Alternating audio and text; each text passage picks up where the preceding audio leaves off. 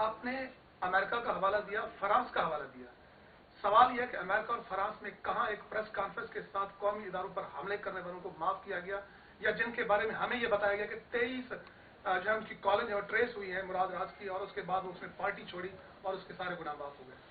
جو دوسرا آپ کا سوال کا حصہ ہے تو میں آپ کے سامنے کہہ دیا نا کہ اب وہ سیاسی پناہ گاہوں میں جا رہے ہیں، اور میں نے اس پہ تنقید بھی کی ہے. میں نے یہ کہا ہے کہ یہ غلط ہے. میں نے یہ بھی کہا ہے کہ کل کا ہیرو آج کا ولن اور آج کا ولن کل کا ہیرو بنتا ہے.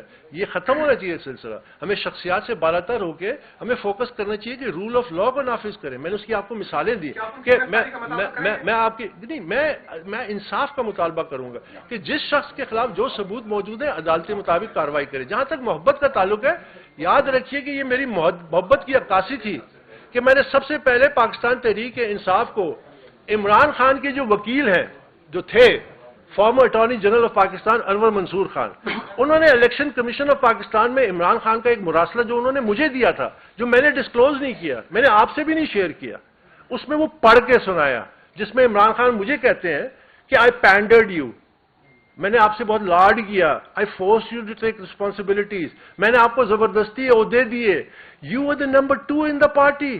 تو میری محبت کا یہ عالم تھا اس پارٹی سے کہ پارٹی کا نمبر 2 کی حیثیت میں نے کہا یہ جس راستے پہ جا رہے ہیں یہ اس ملک سے دھوکہ ہونے جا رہا ہے. میں اس کے سامنے کھڑا ہو گیا کیونکہ عمران مجھے کہتا تھا کہ اکبر میں راستے سے ہٹا تو کھڑا ہو جانا، اگر تو جائے گا میں تیرے سامنے کھڑا ہوں گا. ہم تو وہ لوگ تھے. دیکھیے یہ تحریک انصاف جو یہ بڑی ایک بڑی اسپیشل جماعت بنی تھی. آپ کے پاس پارٹی چیئرمین جیل میں ہے اور اس وقت ضرورت نہیں ہے کہ جو پارٹی ورکر جو مشکلات کا شکار ہیں جیلوں میں ہیں ان کو رہائی کے لیے آپ جو ہے کردار ادا کریں، اور ساتھ ساتھ جس طرح باقی جماعتوں کو کھلی چھٹی ہے کہ وہ الیکشن کمیشن بھی کرتے ہیں، ریزلٹ بھی کر رہے ہیں، الیکشن مہم بھی چلا رہے ہیں، تو آپ اس کو لیڈ کیوں نہیں کر سکتے؟ دیکھیے تمام جماعتوں کو مکمل موقع ملنا چاہیے کہ وہ الیکشن کیمپین کریں بلا تفریق. جہاں تک جو پارٹی کے ورکر جیل میں ہیں، میں صرف اس حد تک جا سکتا ہوں کہ عدالتیں موجود ہیں، عدالتیں اس پہ فیصلہ کریں. اگر ثبوت موجود ہے تو ان کے خلاف ان کو سزا دیں، اور اگر ثبوت نہیں ہے تو ان کو بری کریں. یہ ہے نظام جو آپ نے اس ملک میں لانا ہے. یہ یاد رکھیے کہ اگر کوئی شخص توڑ پھوڑ کرتا ہے، میں نے آپ کو مثال دی، پاکستان کی ایک تاریخ ہے، توڑ پھوڑ بھی ہوئی، حملے بھی ہوئے، اداروں پہ حملے ہوئے، دیواریں توڑی گئیں، بلڈنگز کو آگ لگائی گئی، بلو ایریا اسلام آباد میں آگ لگائی گئی، 55 پولیس والوں پہ حملہ ہوا لاہور میں. کسی نے تو کیا ہے نا، کوئی تو اس میں ملوث تھا نا. تو کیا اس کو کسی کو سزا نہیں ملنی چاہیے؟ ہاں اگر کوئی بے گناہ گرفتار ہے اس کو رہا کریں اگر ثبوت نہیں ہے، لیکن جو گناہگار ہے اس پہ کارروائی کریں اور فیصلہ سنائیں. میں آپ کے سامنے شروع سے یہ کہہ رہا ہوں.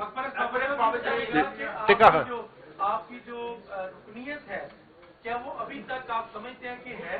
کیا ووٹ آپ کا رجسٹرڈ ہے؟ اگر نہیں ہے تو ذمہ دار کون ہے؟ ووٹر لسٹ آپ کو ملی؟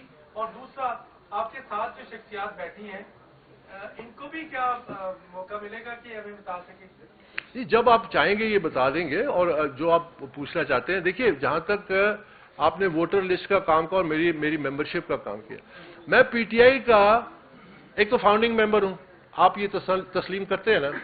میں پی ٹی آئی کا اس لحاظ سے بھی واحد ممبر ہوں جس کی membership election commission of Pakistan, single bench Islamabad high court, double bench Islamabad high court justice اطہر من اللہ کی سربراہی میں انہوں نے توثیق کی میری ممبرشپ کی. آپ مجھے کوئی اور پی ٹی آئی کا ممبر بتا دیں جس کی پوری عدالتی ریکارڈ میں سب نے کہا نہیں یہ ممبر ہے.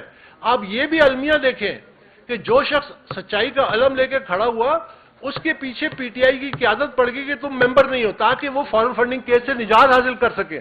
تو یہ میری ایک یونیک حیثیت ہے اس پارٹی میں کہ ایک تو فاؤنڈنگ اور اس کو بنانے اور عمران خان اور پی ٹی آئی کی برانڈنگ، اور 2011 کا وہ دن دیکھنا پڑا جب پی ٹی آئی نے مشروم کیا اور پی ٹی آئی ایک پاپولر جماعت کے سامنے ابھری. اور اس کے بعد مجھے کون سا عہدہ نہیں آفر کیا گیا، مجھے کون سی دھمکی نہیں دی گئی. میں زیر عتاب رہا ہوں. یہاں لوگ پوچھتے ہیں کہ آپ بولتے نہیں ہیں، میں 3.5 سال بھی تو نہیں بولا. میں 3.5 سال جب عمران خان کی حکومت تھی تو آپ کے صحافی برادر موجود ہیں، آپ ان سے پوچھئے کہ ان کے فون میں واٹس ایپ گروپ تھا، اس میں خود ہدایت دی جا رہی تھی عمران خان کی طرف سے پارٹی کے جو اب چھلانگ لگا کے چلے گئے ہیں کہ اکبر اس بابت پہ مقدمہ بناؤ. ٹھیک ہے، میرے ساتھ کون سی مجھے دھمکی نہیں دی گئی. میرے گھر کے باہر فائر 3 جعلی مقدمات بنے، میں خاموشی سے بھگتا. آپ کو تو یہ نہیں پتا، میں خاموشی سے بھگتا.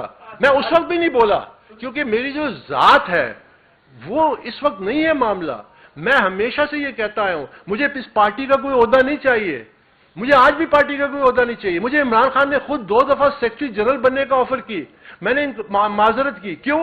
کہ میں اس اہل نہیں تھا، میرے پاس وسائل نہیں تھے کہ میں پورے پاکستان میں جا سکتا اور ٹریول کر سکتا اور پارٹی کو منظم کر سکتا، اس لیے میں نے معذرت کی. لیکن یہ پارٹی ہماری رگوں میں ہے، یہ پارٹی ہمارے خون میں ہے، یہ پارٹی کے ہم ایک زندگی میں ایک وقت میں ایک پارٹی بنتی ہے. ہم اس پارٹی کو ہمیشہ کے لیے ایک ادارہ بنانے کے لیے ہیں. اگر ہم اس میں کامیاب ہو گئے پاکستان کی سیاست بدل جائے گی. صاحب آپ پارٹی بنانے والوں میں شامل تھے اور آپ نے کہا کہ میں نے لیڈنگ کردار اس میں ادا کیا ہے. جب پارٹی ٹوٹی ہے تو لگتا یوں ہے کہ آپ کے انتقام کی آگ ٹھنڈی ہوئی ہے. اور آپ نے کبھی یہ سوچا کہ اس پارٹی کو توڑنے والے کون تھے؟ کیا عمران خان اتنے ذہین تھے کہ سارا کچھ انہوں نے کیا، یا اس کے پیچھے جو لوگ تھے کبھی آپ نے ان کے بارے میں بھی سوچا؟ اچھا، اس کے ساتھ ہی بتا دیجیے کہ کیا اب جو ہے آپ الیکشن کا کہہ رہے تھے کہ الیکشن مشکل ہوا پی ٹی آئی کے لیے جانا، تو وہ کیا وجہ ہے؟ وہ تھوڑا سا بریف کر دیتے کہ ہمیں پتہ چلے کہ کیا مشکلات ہوئی. دیکھیے، جب آپ نے اس قسم کا ایک فارس انٹر پارٹی کے نام پہ کیا اور ظاہر حقائق الیکشن کمیشن کے سامنے آ جائیں گے تو بادی نظر میں تو یہی نظر آتا ہے کہ اس کے کانسیکوینسز جو پی ٹی آئی کے لیے وہ منفی ہوں گے، چاہے بلے کے حوالے سے، چاہے پی ٹی آئی کی ایز اے شناخت، ایز اے سیاسی جماعت الیکشن میں حصہ لینے کے حوالے سے. بادی نظر میں تو یہ بہرحال فیصلہ الیکشن کمیشن نے کرنا ہے. جہاں تک آپ نے جو سوال کیا، دیکھیے جو شخص فیصلہ کرتا ہے وہ ذمہ دار ہے. یاد رکھیے کہ جب عمران خان نے وزیر اعظم کا حلف لیا اور قرآن مجید سامنے تھا تو وہ اس حلف کا پھر وفادار ہوا. وہ پھر کسی اور سے اس کی کوئی وفاداری نہیں ہے. اور اگر وہ یہ کہتا ہے کہ میں نے جسٹس قاضی فیض عیسیٰ کے خلاف ریفرنس اس لیے فائل کیا کہ اس وقت کی اسٹیبلشمنٹ نے مجھے کہا تھا اور میں نے دیکھا نہیں، تو آپ نے اس حلف کی خلاف ورزی کی. جب صدر علوی کہتا ہے کہ مجھے یہ انہوں نے دیا تو میں نے آگے دستخط کر دیا، اس نے اس حلف کی خلاف ورزی کی. اکبر ایس بابر کے پاس بھی وہی 1 پیج ڈاکٹرن، وہی اسٹیبلشمنٹ جب آ کے بار بار کہتی تھی کہ یہ کیس واپس لے لو، جب میرے گھر کے باہر فائرنگ ہوتی تھی، جب مجھ پہ جعلی مقدمات بنتے تھے، میری تو کوئی حیثیت ہی نہیں تھی، میری تو وہ فالوئنگ نہیں تھی. میں معذرت کی، میں کہا جی میں اپنے اس اصول سے نہیں ہٹوں گا.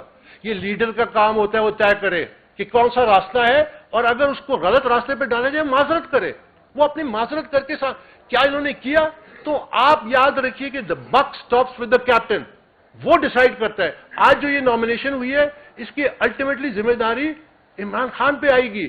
باقی جو وکیل ہیں وہ کیسے اکٹھے ہو جاتے ہیں؟ پہلے جو لوگ اس کے ارد گرد اکٹھے ہوئے تھے سارے چلے نہیں گئے چھلانگے لگا کے؟ سب کی میں نے نشاندہی نہیں کی کہ یہ پارٹی سے وفاداری نہیں کر رہے. میں عمران کو کہتا تھا 2011 تک کہ عمران یہ رف راف ہے، یہ پاکستان کی قوم کو یاد رکھیے کہ کوئی شخص جتنا مرضی مشہور ہو جائے، اگر وہ قوم کو کچھ دینے کے قابل نہیں ہے اس کی شہرت کو ہم کیا کریں گے؟ ہم نے تو اسے کام لینا ہے، ہم نے تو پاکستان کی معیشت کو ٹھیک کرنا ہے، ہم نے تو گورننس کو ٹھیک کرنا ہے، ہم نے تو پاکستان کو ایک دنیا کے ممالک میں اوپر لے کے جانا ہے. اگر میں بہت مشہور ہو گیا اور چوڑا ہو کے بیٹھ گیا کہ I am the most popular, so what good is it for Pakistan? That is the question.